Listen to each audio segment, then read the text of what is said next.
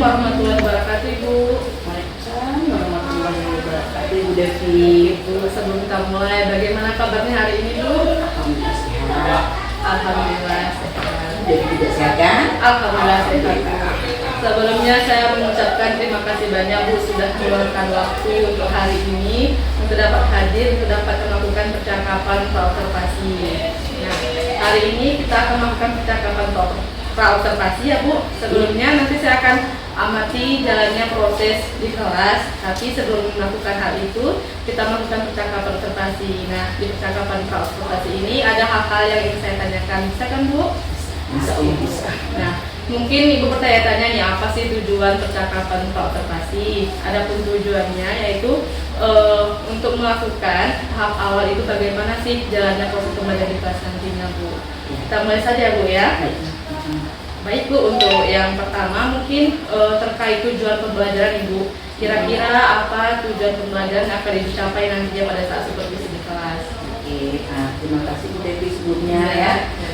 Jadi berdasarkan rancangan pembelajaran yang telah saya susun, ya, ada beberapa tujuan pembelajaran.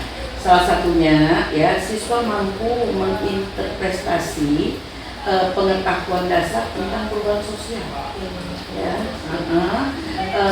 kemudian ada satu lagi Bu Devi, siswa mampu menyelesaikan masalah-masalah tentang faktor-faktor perubahan sosial. Ya, diharapkan kepada siswa tadi ya, tentang faktor-faktor perubahan sosial, bisa menyebutkan faktor-faktor perubahan sosial dan lain-lain. Ya, berarti tentang perubahan sosial Ibu ya, baik menyebutkan ataupun mencari tahu faktor-faktor apa saja mengenai perubahan sosial, Bu, ya. Baik, kemudian nanti saya juga meminta di akhir kali ini ya, saya meminta mereka untuk melakukan pengamatan di lingkungan sekitarnya, baik itu di rumahnya juga ya. Kira-kira perubahan sosial apa yang mereka dapatkan, seperti itu. Intinya berarti siswa akan melihat mengenai perubahan sosial di lingkungan sekitar, Bu, ya. Iya. Baik, Bu. Mungkin pertanyaan kedua, bagaimana dengan area pengembangan Ibu yang ingin Ibu observasi atau mungkin kita lakukan supervisi di kelas nantinya? Oh ya, terima kasih lagi Bu Devi ya. Terima kasih lagi ya. Area pengembangan yang ingin diobservasi barangkali ya dapat dilihat dari dua aspek, yaitu dari pengetahuan dan keterampilan. Dengan fokus saya melihat keaktifan siswa selama pembelajaran berlangsung, dengan harapan saya mampu mengelola kelas dengan baik tentunya ya, sehingga semua siswa aktif dalam belajar dan bahagia di kelas. Di sini intinya saya ingin mereka pada saat belajar itu ingin mereka tuh nyaman, tenang, bahagia, sehingga pembelajaran yang kita lakukan pada saat itu bermakna. Seperti itu. Keren sekali nih, Bu. Berarti ada dua aspek, ada pengetahuan dan keterampilan. Tentunya Ibu ingin melihat pada area bagaimana siswa itu aktif di kelas dan merasa bahagia. Iya. Ibu, untuk pertanyaan ketiga, nah saya ingin mendengar Ibu rancangan pembelajaran Ibu lakukan nantinya di kelas, mungkin dari strategi pembelajaran, model pembelajaran ataupun metode yang akan digunakan nantinya. Oke, baik, terima kasih lagi Ibu Devi. Rancangan pembelajaran yang saya menggunakan pembelajaran berdiferensiasi berdasarkan kesiapan belajar siswa yang diintegrasikan dengan pembelajaran sosial, emosional, ya. Kemudian melakukan pembagian kelompok sesuai dengan kemampuan, keterampilan dan keaktifan siswa di dalam kelas. Ya, saya juga menggunakan model pembelajaran problem learning, dengan metode diskusi kelompok, tanya jawab, penugasan dan pendekatan saintifik.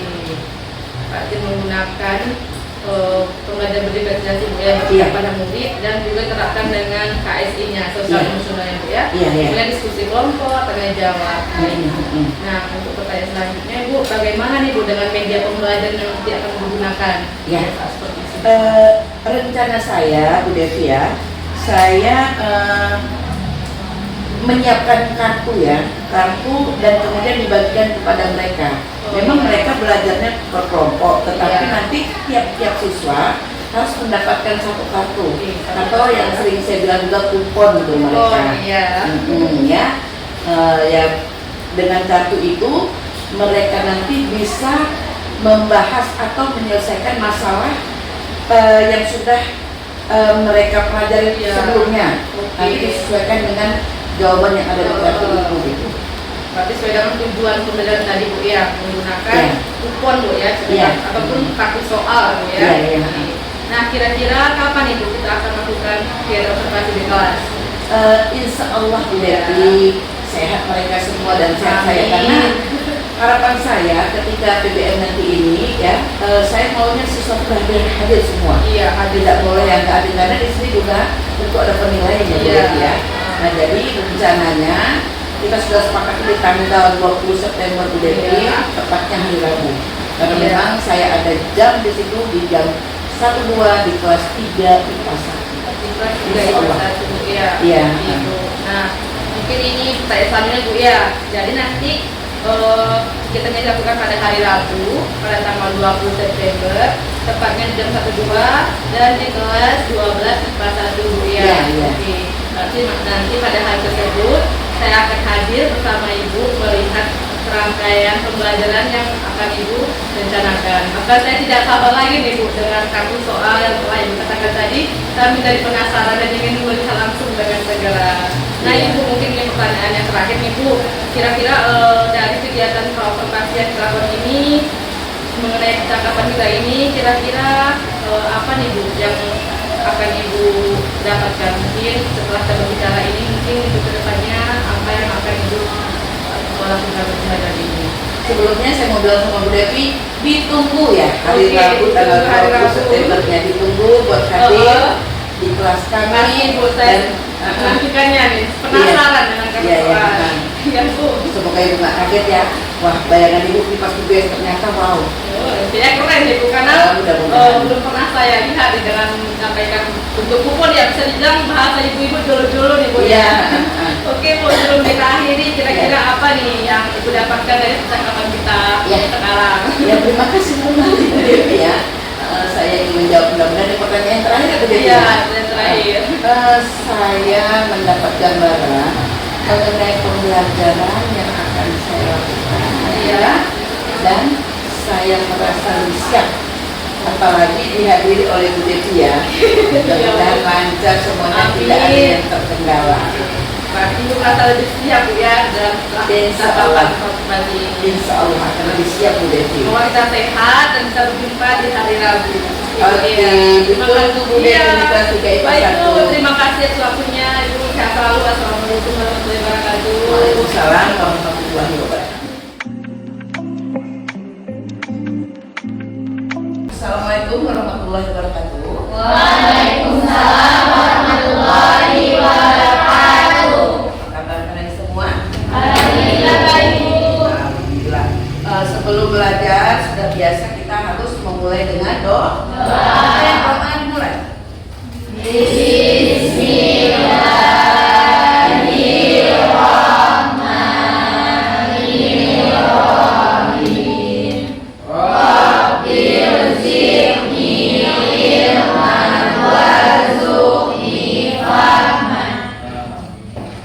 Ibu lihat di kelas kita sepertinya semuanya hadir ya. Kalaupun ada satu orang, siapa satu orang yang hadir itu? Ilham Ramadan. Mudah-mudahan dia baik-baik saja, cuma ada keperluan keluarga ya, sehingga ya bisa masuk ke kelas seperti biasa. Kemudian berarti Ilham aja yang hadir ya. Oke, Ibu nggak payah absen berlama-lama, dia tadi tinggal selesai. Nah, materi kita kali ini masih tentang perubahan sosial, karena memang kita baru pertemuan beberapa ya.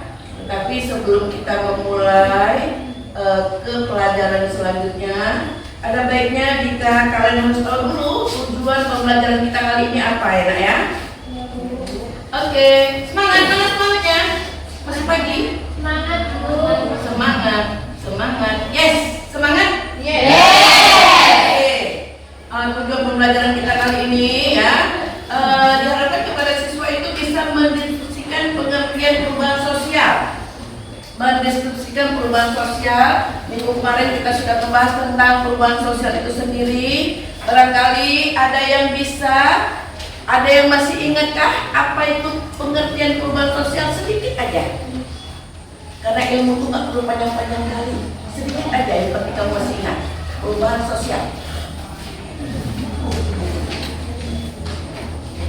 Perubahan yang terjadi dalam masyarakat. Perubahan yang terjadi dalam masyarakat. Setiap manusia tetap mengalami perubahan dan itu terus terjadi terus menerus seperti itu ya.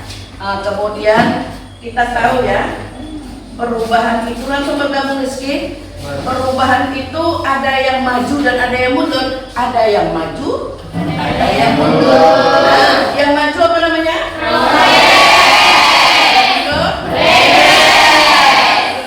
Ya udah, pinter kalian. Kemudian dilanjutkan dengan tujuan pembelajaran kali ini, kamu harus tahu teori-teori perubahan sosial. Ada berapa teori perubahan sosial di situ? Ayo kamu dilihat bukunya, nggak apa-apa, namanya belajar harus lihat buku. Ada ada, coba sebutkan.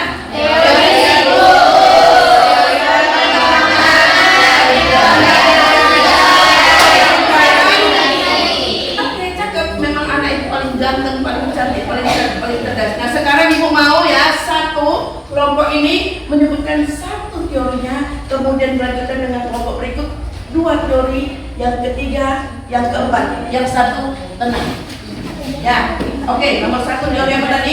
Itu sebutkan, coba jelaskan sedikit.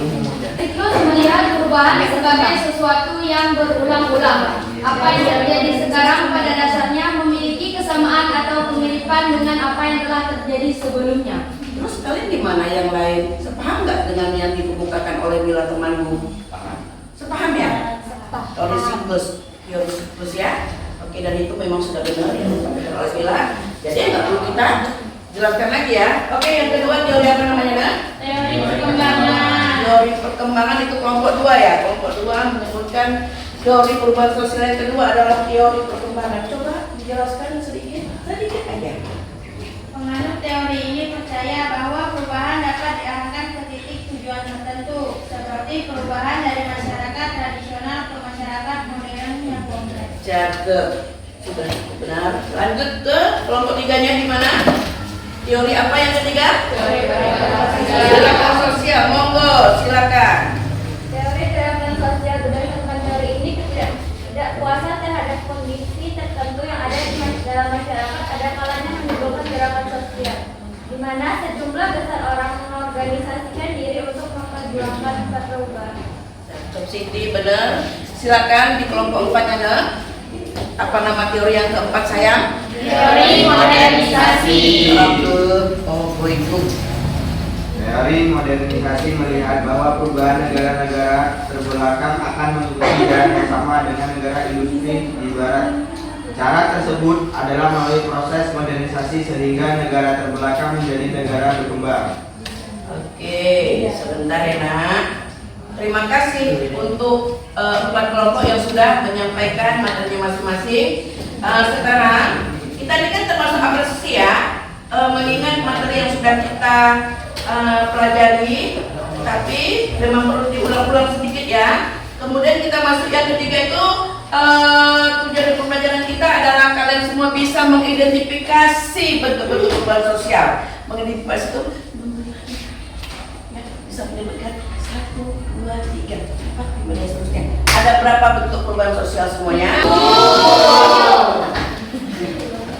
Oke, semuanya ada tuh? Mereka jangan dikurang-kurangi, marah nanti orang. Ya.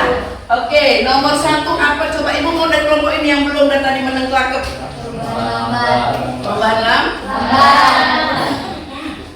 Perubahan cara menentukan waktu yang lama. Biasanya perubahan ini merupakan rentetan perubahan kecil yang saling mengikuti dengan lambat. Perubahan kecil itu nggak berasa kita kita nggak tahu ternyata sudah terjadi perubahan dan itu biasa terjadi terhadap manusia. Oke. Lanjut, saya mau muter lagi, saya mau di kelompok sana yang nomor 2, apa nama perubahannya, bentuk perubahannya? Perubahannya Pak. Perubahan apa? Sosial dan kebudayaan yang berlangsung secara cepat dan menyangkut dasar atau sendi-sendi kehidupan masyarakat dinamakan revolusi. Iya, perubahan cepat katanya adalah revolusi. Nah, jika revolusi terjadi maka itu dapat mempengaruhi dunia. Ya. Oke. Sekarang yang ketiga itu bentuk perubahan. Siapa yang mau kelompoknya? Nah, jangan ikut terus. Oke, silakan Cakep. Perubahan kecil. Perubahan kecil. Perubahan kecil adalah perubahan yang terjadi pada unsur-unsur struktur sosial yang tidak membawa pengaruh langsung atau berarti bagi masyarakat. Oke, contoh dari perubahan kecil. Tunggu dulu, perubahan kecil. Nah, ini kelompok ini dari tadi diam. Apa contoh dari perubahan kecil? Kode pakaian tidak akan membawa pengaruh berarti bagi masyarakat secara keseluruhan. Iya, model pakaian itu termasuk ke perubahan kecil. Kenapa dikatakan kecil? Karena enggak semuanya kita mengikuti. Ya, kalau di luar negeri ada musim salju, mereka pakai baju tebal. Nah, kita di sini musim panas, pakai baju tebal, apa yang terjadi? Panas. Ya, bisa menyusui kita. Ya, oke. Kemudian, nah di sini Ibu rasa tujuan pembelajaran kita kali ini cukup sampai situ dulu. Nah, sekarang kita memulai pembelajaran kita yang utama tadi. Rencana udah dari kemarin yang kita susun ya. Untuk pelajaran kita hari ini adalah kalian semuanya sudah punya bahan satu orang satu, ya. Sudah punya bahan satu orang satu. Oke, sekarang Ibu mau siapa yang pegang UPM halaman 9? Tunjuk tangan. Siapa yang pegang UPM halaman 9? Semuanya ada lihat kuponnya. Kupon, kalian punya kupon masing-masing. Coba dilihat di halaman 9. Siapa yang punya UPM halaman 9? Tunjuk tangan. Halaman UPM halaman 9 yang nomor 1 siapa punya? Ya, Intan. Silakan Intan dibaca. Gary menyatakan bahwa perubahan sosial mengacu pada variasi hubungan titik dan titik pada waktu tertentu. Kawannya kira-kira siapa yang bisa jawab pertanyaan yang masalah yang saya punya? Siapa yang bisa jawab? Bila bisa jawab, ini persoalan yang dihadapi oleh temanmu ya. Mudah-mudahan kamu membantu dia untuk menyelesaikan masalahnya. Oke, silakan. Bila, apa dulu soalnya? Intan didengarkan. Rieder menyatakan bahwa perubahan sosial mengacu pada variasi hubungan antar individu, kelompok, organisasi, kultur, dan masyarakat pada waktu tertentu. Itu pandangan Jos ya. Pandangan Jos. Kira-kira Intan yang dijawab oleh ini bagaimana? Benar. Tapi barangkali ada sedikit masukan dari kamu Intan. Kita memang nggak bisa mengubahnya, itu pendapat orangnya, dan kita tahu pasti antara satu pakar dengan pakar lainnya, antara satu tokoh dengan tokoh lainnya itu walaupun dengan bahasa berbeda tapi punya tujuan yang sama. Oke, sekarang Ibu mau siapa yang pegang UPM nomor 9? UPM 9 nomor 2-nya. Oke, Rapi, silakan Rapi. Rapi nanti silakan tunjuk ya sama siapa yang ingin jawab ya. Perubahan sosial dapat berubah titik atau titik-titik. Berarti Musa. Ridho. Jawab tuh. Itu ada 2, kemajuan atau progres, kemunduran atau regres. Oke, Raffi, itu kata si Ridho kan jawabannya itu ada 2, ada progres dan regres. Kira-kira kamu paham nggak apa itu progres? Paham. Apa itu Progres adalah perubahan yang terjadi dalam masyarakat mampu menciptakan kemudahan bagi masyarakat untuk memenuhi kebutuhan hidupnya. Itu kemajuan ya nak ya. Oke, terus regres? Perubahan yang terjadi dalam masyarakat pada aspek tertentu membawa pengaruh yang kurang menguntungkan. Iya. Nah di sini Ibu memberikan sedikit masukan. Kalau yang menguntungkan itu maksudnya ya. Yang namanya perubahan itu ada maju dan ada mundur, disebut dengan progres dan regres. Nah, yang mundur itu tadi misalnya aja kita ambil contoh seperti Rusia. Negara Rusia adalah kita kenal negara yang paling jago ciptain bom ya. Bom ya. Bom itu dia ciptakan tujuan utamanya adalah untuk mempertahankan negaranya, agar negaranya itu orang segen, negaranya segen sama negaranya, agar kalau nyerang Rusia itu pakai pikir 7 kali lipat. Pakai pikir-pikir dulu Nah, di mana kemunduran dari penciptaan bom tadi adalah ketika bom itu diledakkan, bukan hanya negara itu aja, tetapi manusianya semua bisa ikut-ikut musnah. Di situ letak kemundurannya. Jadi setiap perubahan itu ada yang negatifnya, ada yang positifnya. Terbalik, ada yang positifnya, ada yang negatifnya. Oke, sekarang Ibu mau UPM berapa selanjutnya? 14. Oke, UPM 14. Siapa yang mau? Silakan tuju. Menurut teori perkembangan percaya bahwa perubahan dapat diarahkan ke langsung jawaban Ibu. Boleh tuju. Penganut teori ini percaya bahwa perubahan dapat diarahkan ke titik tujuan tertentu seperti perubahan dari masyarakat tradisional ke masyarakat modern yang kompleks. Yang lebih kompleks, jadi masyarakatnya masih primitif, bertahap-tahap terus mengarah kepada masyarakat yang sudah modern, yang sudah kompleks, seperti yang kita rasakan saat ini, ya kan? Kalau kita belum diam dengan kelakep, maka kita akan tertinggal jauh. Orang maju terus, dan kita ya udah ketinggalan. Yang rugi adalah kita. Oke, terus berikutnya yang halaman berapa dan nomor berapa? Nomor 2 Bu, halaman 14. Oke, lanjut siapa dia? Oke, siapa ini? Lili. Lanjut. Teori gerakan sosial menyatakan bahwa perubahan atau peradaban ke peradaban lain tidaklah selalu melalui. Siapa yang menjawab? Siapa yang menjawab? Oke, sebentar Nela, Linda. Nanti Nela ya, sini ada yang kecil lagi ya. Oke, Linda. Teori gerakan sosial menyatakan bahwa perubahan suatu peradaban ke peradaban lain tidaklah selalu melalui jalan damai. Bahkan sejarah membuktikan perubahan peradaban masyarakat kerap terjadi melalui gerakan-gerakan kolektif atau gerakan sosial. Bener, Li? Bener. Ada yang kira-kira mau mengkoreksi? Enggak. Oh, itu enggak sih, udah bener. Oke, sekarang kita lanjut ke Wina.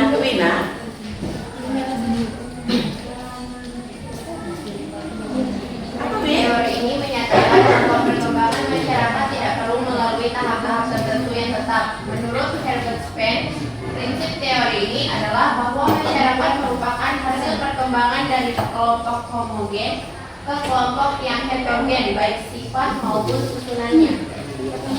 Bener ya? Udah bener ya? Oke, dan itu nggak perlu lagi kita perjelas ya, karena kamu bingung nantinya. Oke, sekarang kita masuk ke PM halaman berapa, Nak? Masih 18. Soal nomor 2. Siapa ini? Oke, Dok. Dok lagi.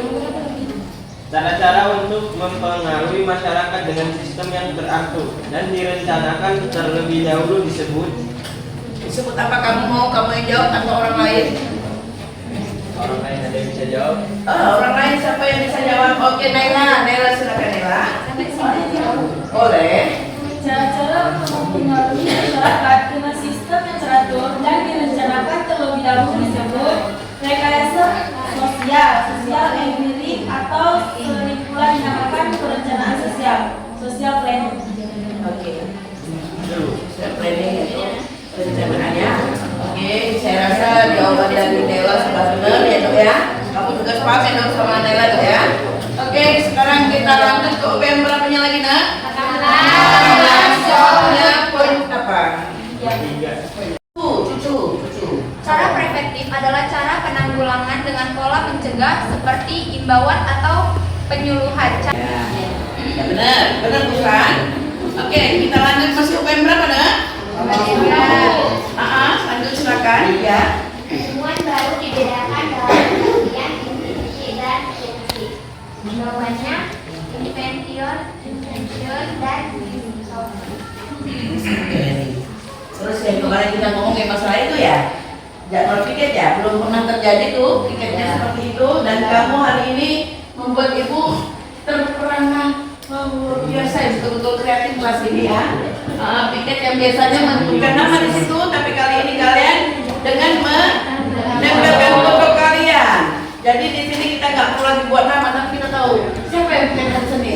Sasaran ini termasuk perubahan sosial dalam kelas ini. Cakep, tepuk tangan buat kita. Oke, kita lanjut yuk. Ibu, Gimana?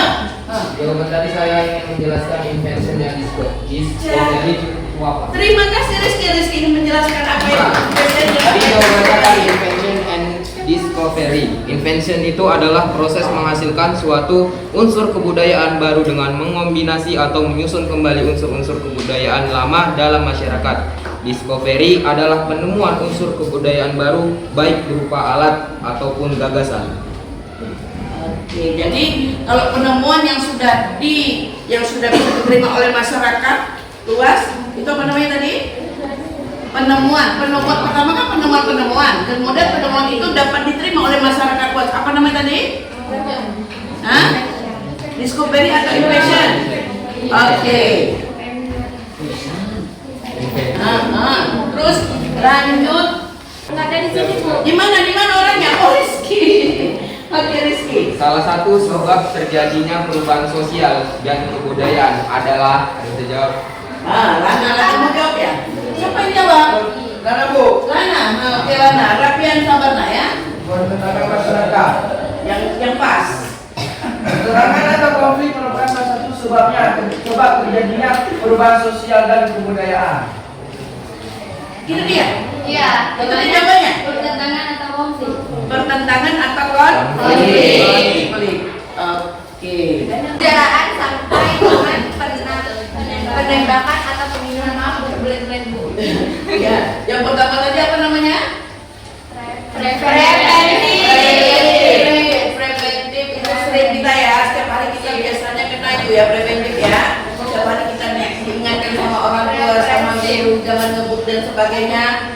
Nah, ketika kamu sudah ngebut dan terjadi kecelakaan, nabrak orang sehingga hilang nyawa orang itu, maka dia akan dikenakan yang kedua apa tadi namanya? Paham ya? Kita masuk hukum. Oke, selanjutnya UPR 39. Siapa yang minta? Wow, kuben satu. Modernisasi tidak sama dengan sekularisasi. Sekularisasi adalah Silakan. Sekularisasi. Betul. Sekularisasi adalah sekularisasi. adalah suatu proses pemisahan antara nilai-nilai keagamaan dan nilai-nilai duniawi dengan penekanan pada kepentingan duniawi. Nah, nggak lihat, nggak mikir untuk akhirat. Kayaknya itu bukan kita kali ya umat muslim ya. Maka bukannya kita membawa agama, tetapi gimana pun kita selaku umat beragama tetaplah mikir akhirat ya kan. Salah satunya jangan pernah meninggalkan sholat, karena sholat adalah tiang agama. Oke, kita lanjutkan. Siapa lagi yang poin ketiga pokoknya ada di Naila. Emila. Dua, bentuk perubahan dalam pengertian modernisasi adalah, ini ada sini Bu ya. Oke.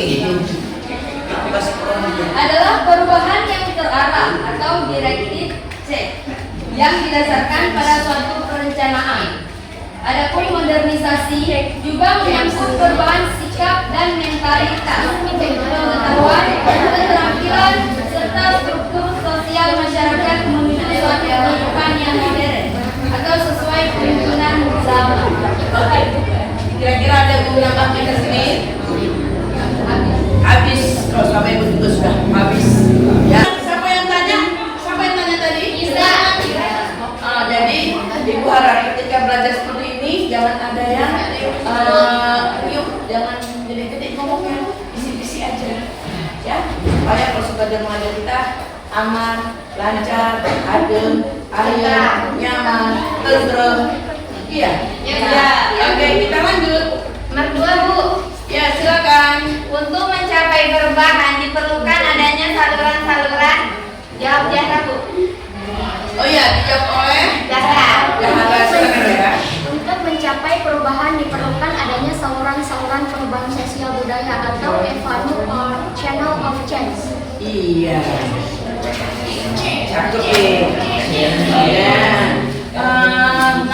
Lanjut terus kita ya.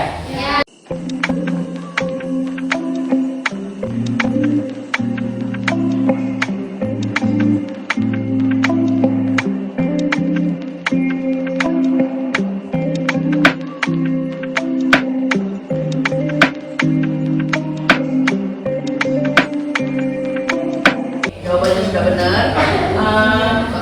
Ibu rasa kita semua sudah semuanya sudah mendapatkan jawabannya masing-masing. Yang bertanya, yang menjawab, yang menjelaskan, yang menambah. Ya, ibu rasa tidak ada yang tertinggal satu orang pun dan semuanya mendapat nilai A. Menurut ibu dan semua berhak mendapatkan nilai A. Kembali aku coba ibu ya. Jadi pembelajaran kita hari ini sangat menyenangkan. Semuanya ibu lihat sangat antusias, semuanya pintar, semuanya cerdas dan luar biasa. Terus buat kalian untuk kesimpulan dari pelajaran kita hari ini, coba siapa yang bisa menyampaikan perubahan sosial bisa dia tentang perubahan sosial itu.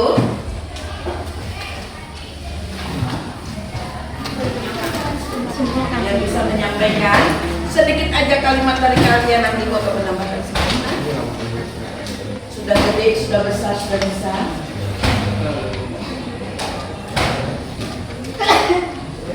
Perubahan sosial dapat berarti adanya ketidaksesuaian di antara unsur-unsur yang berbeda. Ya, perubahan sosial dalam arti adanya ketidaksesuaian dalam unsur-unsur yang berbeda. Ya, itu benar yang disampaikan Laura.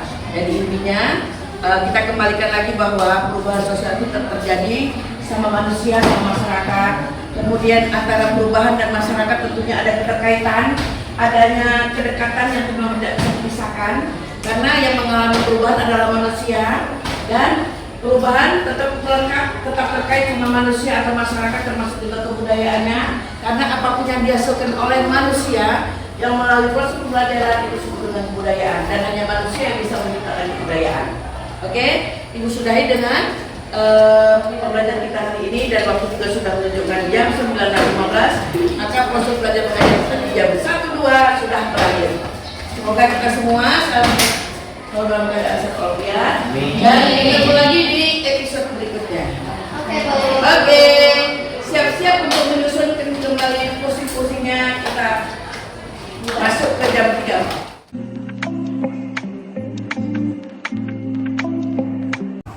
Assalamualaikum warahmatullahi wabarakatuh. Waalaikumsalam warahmatullahi wabarakatuh. Berjumpa kembali bersama saya Deviani Rizky, calon guru penggerak angkatan ke-8 Kabupaten Nagan Raya.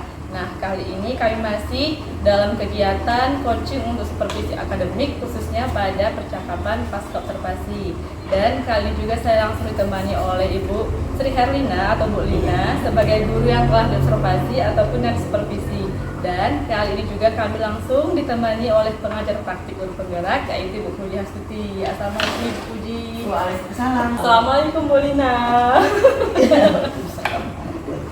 Oke, apa kabar Ibu Puji dan Bu Lina? Alhamdulillah baik, Alhamdulillah sehat. sehat. Baik, di percakapan pasca observasi ini saya akan memberikan pertanyaan-pertanyaan kembali di Bu Lina kepada Ibu terkait jalannya proses supervisi kelas. Nah, tentunya ini bertujuan untuk mengevaluasi sejauh mana proses pembelajaran yang sudah dilakukan dalam kelasnya. Apakah Ibu Lina siap? Alhamdulillah siap. Alhamdulillah. Iya. Baik, mungkin untuk pertanyaan yang pertama ini, setelah dilakukannya supervisi kelas ataupun saat dilakukannya supervisi kelas, bagaimana nih perasaan Ibu di kelas? Apakah mungkin ada hal-hal yang Ibu rasakan tentunya nih? Mungkin boleh ceritakan sedikit. Ya, pastinya terima kasih Bu Devia sudah sama-sama menanyakan hal-hal yang sudah kita lakukan kemarinnya ketika supervisi ya. Jadi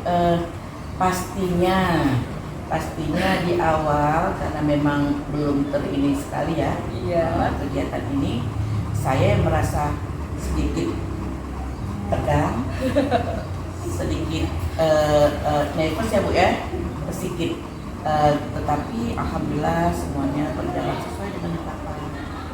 Alhamdulillah, berarti mungkin karena belum terbiasa Bu ya, jadi Iya. Bu agak merasa sedikit canggung, tapi Iya. setelah perjalanannya Alhamdulillah terselesaikan dengan Ya, Alhamdulillah Bu ya, dengan sesuai harapannya. Apalagi ya ini seperti ini sama guru penggerak ya Bu ya.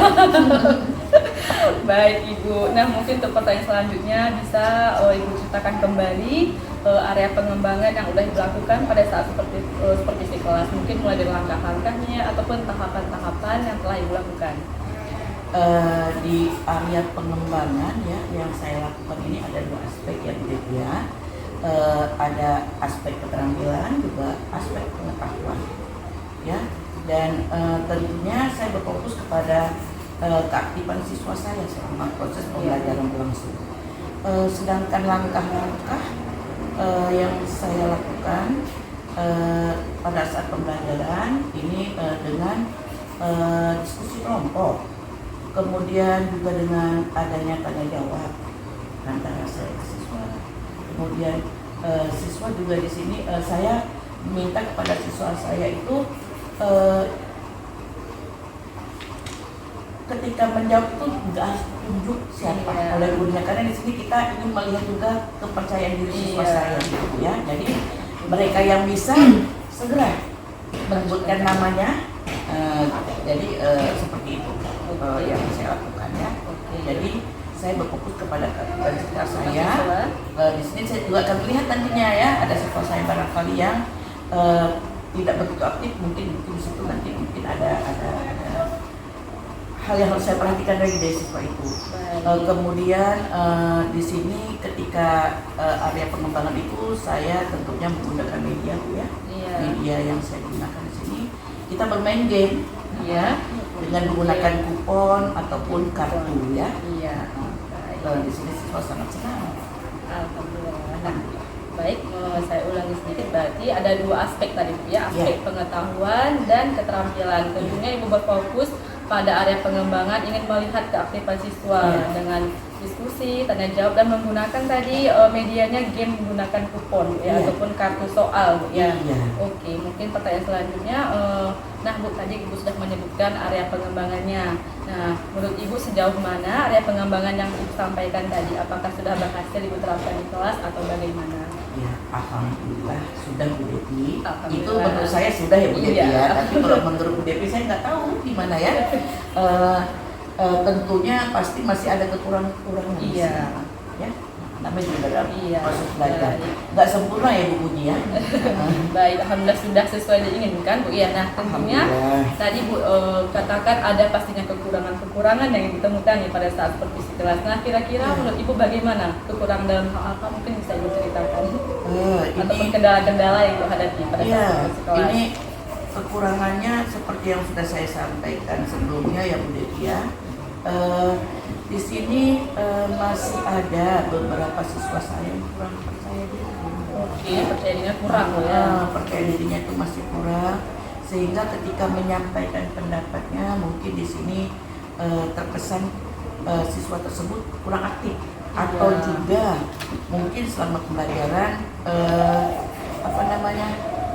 waktu yang tersedia juga mungkin kurang ya Bu ya. Jadi karena dengan jumlah siswa yang begitu banyak, lebih dari 30 orangan, sementara waktunya cuma 2 jam, dan 2 jam itu kan bukan jamnya jam 60 menit itu ya Bu ya, namanya jam belajar ya, kita tahu sama-sama tahu. Jadi di sini kendalanya itu tadi karena kurangnya keterbatasan waktu serta kurang percayaan. Kendalanya ada 2 bisa dikatakan ya, dari kurangnya waktu pembelajaran dan mungkin masih ada beberapa siswa yang kurang percaya diri atau aktif dalam proses pembelajaran di kelas. Nah, menurut Ibu itu mengapa kira-kira terjadi Bu? Apakah mungkin sudah terjadi sesuatu pada siswa tersebut? Mungkin ada hal-hal yang membuat dia tidak percaya diri di kelas? Ya mungkin satu barangkali ya, ada beberapa siswa itu barangkali yang belum begitu memahami ataupun menguasai materi yang sudah disampaikan sebelumnya Bu. Ya. Padahal saya melihat mereka itu sangat antusias, sangat antusias ketika belajar. Memang kita di sini fokus belajarnya itu tidak hanya belajar yang sangat yang harus menonton itu enggak. Di sini saya sering sambil bermain, sambil Iya. juga main game ya. Dengan bikin kartu tadi Bu ya. Iya. Nah, tadi berarti mungkin siswa tersebut kurang memahami materi, makanya timbul kepercayaan diri yang kurang Bu ya. Iya. Nah, tentunya pasti ada rencana ke depannya nih Bu atau solusi dari permasalahan tersebut. Mungkin dari Ibu ada solusinya nih Bu untuk siswa yang belum percaya diri tadi. Ya, rencana saya ke depan, Atau mungkin solusinya. saya akan membantu siswa saya yang kurang percaya diri, dan itu sudah biasa saya lakukan. Mungkin ya dengan memberikan motivasi kepada siswa saya agar mereka bisa membukakan pendapatnya tanpa ada rasa takut lagi gitu ya, tanpa ada rasa nervous, memberikan motivasi yang bahwasanya di kelas itu semuanya sama. Kamu itu bisa, saya sampaikan ke siswa saya, kamu bisa. Cuma lagi barangkali coba di rumah itu lebih giat lagi belajarnya gitu ya. Jangan malu-malu untuk bertanya dengan teman-teman. Misalnya datengin ibu ke kantor kalau memang kamu ngerasa itu tadi ketika belajar kurang paham atau gimana ya. Selain itu juga saya sering kepada siswa saya yang beberapa itu yang kurang percaya diri Bu ya, saya memberikan ujian Bu. Ketika mereka menjawab dan itu salah jawabannya itu melenceng, nggak jelas, nggak sesuai harapan, saya tetap memberikan ujian ke mereka bahwa kamu benar, walaupun harus diluruskan. Jawaban yang diberikan itu sudah benar, tetapi harus disempurnakan, diluruskan. Artinya di sini saya tidak ingin mematahkan semangat siswa. Baik. Barangkali ya. Tadi ada dua solusi Bu ya, mungkin dengan memberi motivasi kepada siswa tersebut dan memberi pujian, walaupun mungkin jawaban mereka belum terlalu tepat, tapi tidak boleh mematahkan semangat dari para siswa kita. Nah, baik Bu, mudah-mudahan apa yang Ibu rencanakan dapat terrealisasikan dan memberikan proses pembelajaran yang lebih baik lagi ke depannya. Amin. Saya tunggu nih Bu cerita-cerita yang menarik yang baru lagi dari Ibu, dan mungkin apakah sudah direalisasikan atau mungkin belum, membutuhkan waktu gitu ya. Nah, dari rencana yang Ibu sampaikan tadi, kapan Ibu kira-kira Ibu akan menerapkan solusi tersebut untuk pembelajaran di kelasnya? Ya mungkin sebenarnya itu sudah saya lakukan ya. Iya. Cuman ya ini kok memang harus memberikan motivasi itu nggak bisa sekali dua kali pertemuan Ibu. Saya kira itu setiap kali pertemuan tetap memberikan motivasi itu, tetap memberikan dukungan ke mereka supaya kedepannya lebih baik lagi, lebih baik. Itu fungsi kita sebagai guru ya Bu ya, mendidik, mengajar. Seperti itu. Berarti secepatnya apa yang dilakukan terus pada setiap proses pembelajaran ya. Baik Bu, terima kasih banyak atas jawaban-jawabannya yang luar biasa. Sebelum kita akhiri percakapan kita hari ini, saya ingin Ibu menyimpulkan sendiri nih Bu, apa saja yang Ibu katakan dari awal hingga akhir tadi. Oke. Nah, di awal tadi saya sudah sampaikan kepada Dewi juga kepada Ibu bahwasanya setiap yang namanya proses belajar di awal pasti adanya rasa canggung, rasa nervous. Kemudian di sini saya ketika proses belajar mengajar, area yang pengembangan yang saya gunakan itu dengan dua aspek ya Bu ya, menggunakan dua aspek, itu aspek keterampilan juga aspek pengetahuan yang berfokus kepada keaktifan siswa. Kemudian di sini langkah-langkah yang biasa saya lakukan ketika proses belajar mengajar itu dengan diskusi kelompok, karena saya melihat ketika diskusi kelompok itu juga salah satu cara untuk membentuk siswa itu menjadi berani. Kemudian juga tanya jawab ya, selain saya bertanya, mereka juga bertanya ke saya, kemudian mereka bertanya seperti itu supaya, nah seperti itu. Kemudian apalagi ya tadi ya, saya malah lupa tadi ya. Solusi dari solusinya ya barangkali saya satu dengan memberikan motivasi ke siswa saya, kemudian memberikan pujian-pujian sewajarnya lah kepada siswa saya supaya percaya diri mereka tumbuh, bangkit, kuat. Seperti itu. Kemudian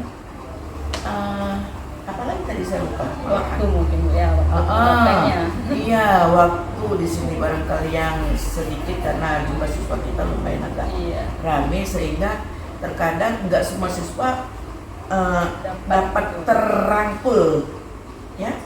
Tetapi alhamdulillah mereka memahami kalau memang keterbatasan waktu, padahal antusias dari mereka sangat bergelora. Baik Bu, terima kasih itu jawaban-jawaban Ibu. Saya juga mungkin membantu ya untuk dapat terrealisasikan ke depannya. Semoga apa yang Ibu rencanakan bisa terlaksana dengan secepatnya. Terima kasih banyak Ibu. Nah, baik, selanjutnya saya akan berikan kesempatan nih kepada Ibu Pengajar Praktik Ibu Puji untuk memberikan umpan balik ataupun tanggapan-tanggapan atas pelaksananya proses coaching ataupun pasca observasi hari ini. Silahkan Ibu. Terima kasih Bu Devi, Bu Dina. Ya, sama-sama Ibu. Setelah saya melihat Bu Devi sebagai coach dan Ibu Dina sebagai coach, ya, di percakapan pasca observasi ini tentunya berdasarkan observasi dan observasi ya. Iya. Di sini Ibu sebagai coach sudah menjawab, ya, kemudian menyampaikan tujuan tadi, tujuan dari pembicaraan tadi. Kemudian Ibu sebagai coach juga sudah menerapkan 3 prinsip coaching, yaitu kemitraan sehingga terjadi pembicaraan yang santai ya, dan tidak ada saya kemitraan itu kita adalah bicara ya kan. Kemudian Ibu juga sudah melakukan proses kreatif dengan memberikan tekanan untuk menggali potensi Ibu sebagai coach ya kan. Kemudian Ibu juga ada merangkum dari pernyataan dari Ibu Dina ya. Kemudian di prinsip yang memaksimalkan potensi tadi juga Ibu juga sudah menyampaikan coach kapan akan menindaklanjuti sesuatu hal yang perlu diingatkan, yaitu pada pertemuan berikutnya dengan memberikan motivasi ya kan. Kemudian juga Ibu sebagai coach sudah meminta kepada Ibu Dina ya untuk menunjukkan apa yang hasil pembicaraan kita hari ini itu adalah sebagai tahapan tirta dalam tanggung jawab Ibu ya. Jadi alhamdulillah percakapan ini sudah memenuhi prinsip coaching dan terus melalui tahapan-tahapan bertanya ya. Selamat, semoga ke depan kita terus bisa mengembangkan kita ya, dan orang lain, dan semoga nanti Ibu pada hari ini sebagai coach ke depan menerapkan hasil pembelajaran kita hari ini, Ibu bisa menjadi coach Dina ikut mengembangkan potensi teman-teman sejawat yang ada di SMA dan di selamat kepada Ibu Devi dan Ibu Dina ya, terus meningkatkan potensi kita dan saya juga. Baik Bu, terima kasih banyak atas tanggapan dan pembaliknya. Nah, akhirnya rangkaian supervisi pada coaching untuk supervisi akademik telah selesai. Mulai dari yang pertama pada kegiatan pra-observasi, yang kedua observasi kelas, dan yang terakhir adalah kegiatan pasca observasi. Saya akhiri, Assalamualaikum warahmatullahi wabarakatuh. Waalaikumsalam warahmatullahi wabarakatuh.